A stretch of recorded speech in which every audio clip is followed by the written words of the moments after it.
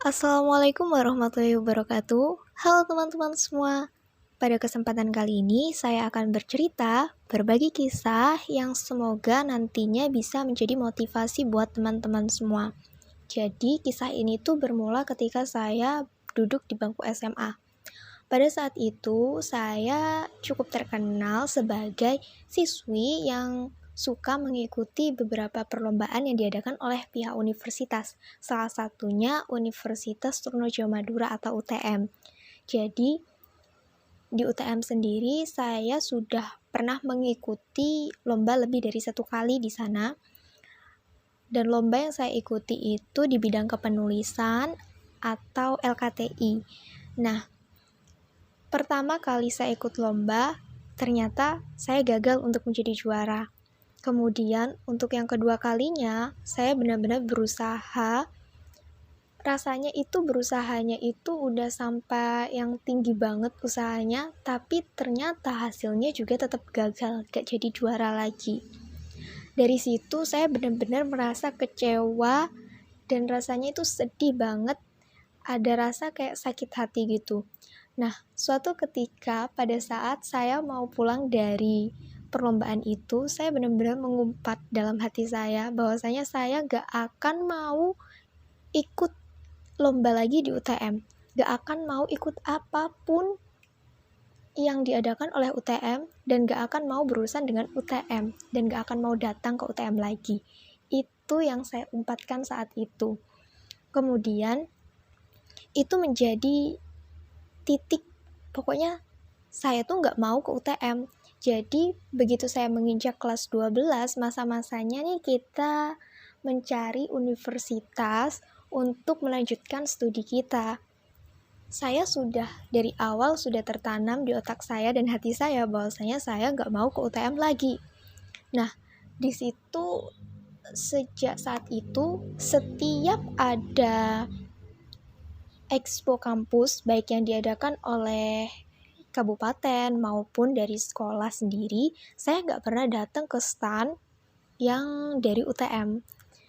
Karena itu tadi alasannya, saya nggak mau berurusan dengan UTM lagi. Nah, pada suatu ketika saya ada di expo kampus yang diadakan oleh kabupaten, teman saya mengatakan, di situ ada fakultas teknik, kamu nggak mau ke sana? Tanya-tanya fakultas teknik yang UTM gitu. Di situ saya jawab, saya nggak bakalan masuk fakultas teknik juga, jadi buat apa gitu. Akhirnya saya udah melewati gitu aja, tanpa tertarik sedikit pun ke stand milik UTM itu. Nah, lambat laun setelah saya diskusi, karena untuk melanjutkan studi ini gak hanya tentang keinginan kita saja, tapi juga harus antara kesepakatan dengan orang tua. Saya mengatakan bahwasanya saya ingin kuliah di Universitas A yang ada di Surabaya. Tapi reaksi orang tua saya sedikit mengecewakan hati saya.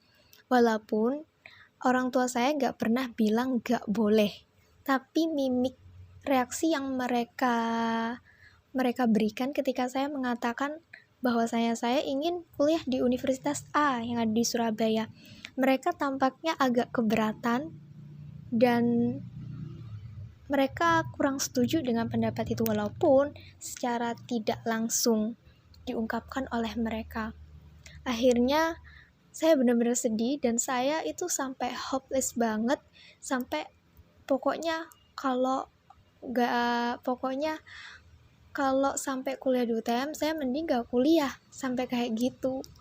Tapi benar-benar balik lagi dulu waktu SMP, guru saya pernah bilang, kalau kamu bingung masalah lanjut kuliah ini gimana, masalah lanjut sekolah itu gimana, udah ikutin aja apa kata orang tua, karena kamu gak akan tahu berapa lama lagi kamu bisa membahagiakan orang tua kamu. Toh kalau itu emang buat orang tua kamu bahagia, ya udah, dan kamu bisa ngelakuin, ya udah, well, kamu lakuin aja.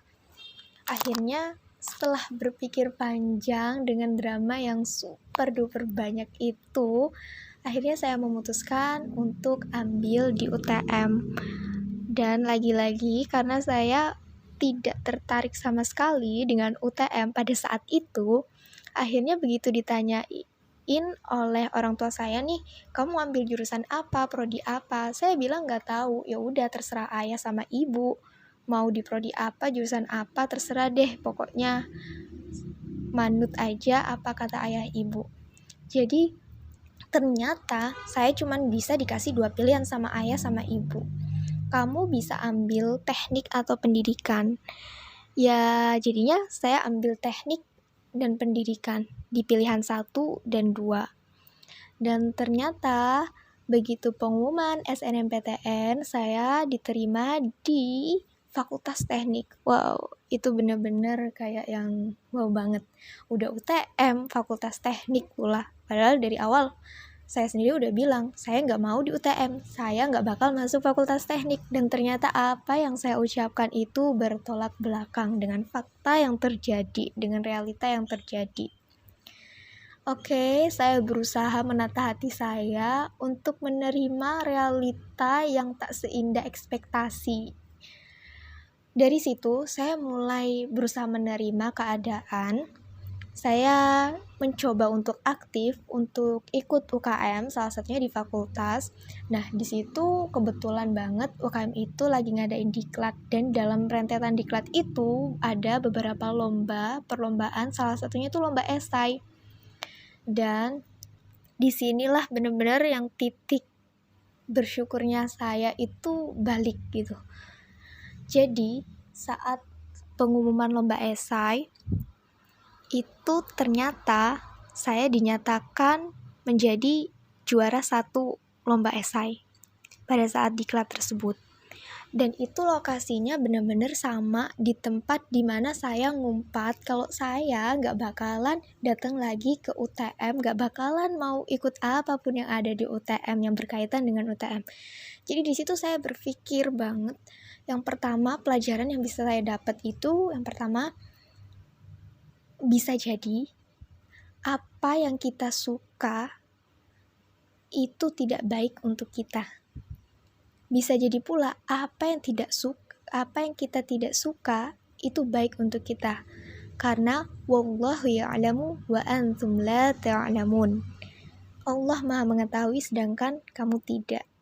Artinya kita tuh nggak tahu apa-apa. Kita tuh cuman bisa memprediksi, memperkirakan. Jadi di situ benar-benar pikiran saya udah terbuka banget.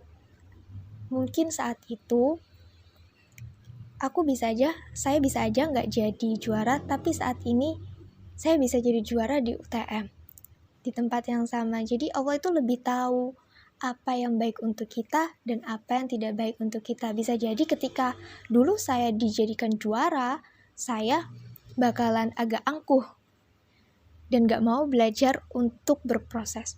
Nah, karena dulu saya nggak dijadikan juara, makanya saya bisa lebih memahami setiap proses dan mau belajar, terus belajar, dan akhirnya di UTM lagi di tempat yang sama, namun waktu yang berbeda, Allah mengembalikan dan mewujudkan semua impian saya. Semua apa yang saya inginkan dari dulu. Dan yang kedua, yang bisa kita ambil, itu ridhollahu ridho walidain. Allah akan ridho kalau orang tua kita itu ridho. Jadi ini juga nggak lepas dari ridhonya orang tua. Makanya saya bisa sampai di titik ini. Dan yang ketiga, ini tuh kayak mutiara dalam kerang. Jadi mutiara itu terbentuk nggak semerta-merta langsung terbentuk gitu. Jadi kerang tuh harus menahan rasa sakit yang amat sangat. Dia diterjang oleh ombak, dia harus kemasukan pasir-pasir dari lautan gitu. Jadi dia itu banyak banget rintangannya sampai akhirnya kerang bisa menghasilkan mutiara yang sangat indah. Begitu juga dari kisah saya tadi. Jadi untuk menjadi seorang yang berhasil itu perlu proses dan perlu akan banyak rintangan yang menghalangi. Jadi akan ada rintangan yang harus kita lewati. Intinya kita bisa Intinya kita harus bisa menjalani, sabar, dan terus